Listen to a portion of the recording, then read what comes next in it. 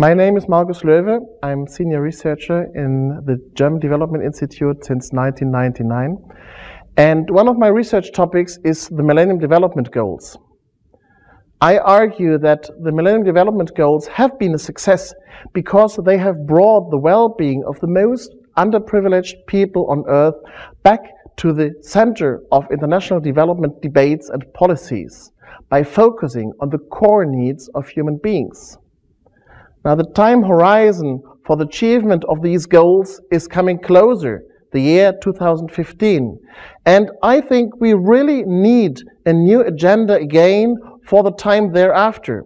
An agenda that should contain the strengths of these goals, but avoid its weaknesses.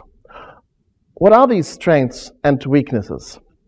The main strength, I would say, is that the Millennium Development Goals have been a very concise list of easy to understand, easy to agree on, and easy to remember binding goals that were very instrumental for mobilizing support for international development.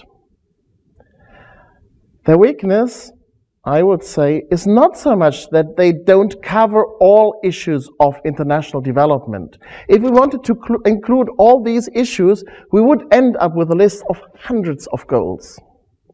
Rather, I would say the weakness of the Millennium Development Goals is that they don't control for the long-term costs of short-term achievements. For example, the effects of climate change that severely affects the long-term well-being of people, especially the very poor. A new agenda must be different from that. It must include these issues.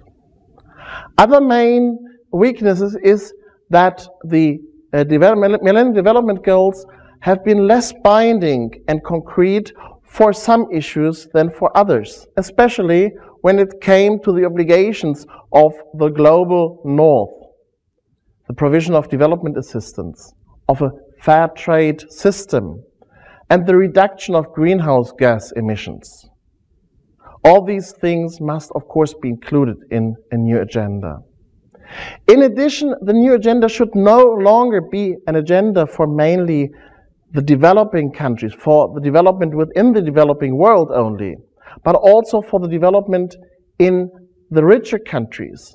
It should be truly universal and assign responsibilities to rich countries as well, so that these renew and intensify their efforts to fight against shortfalls of development within their own borders, so that they further improvements in the well-being of their own inhabitants and stop global trends of rising inequality within countries.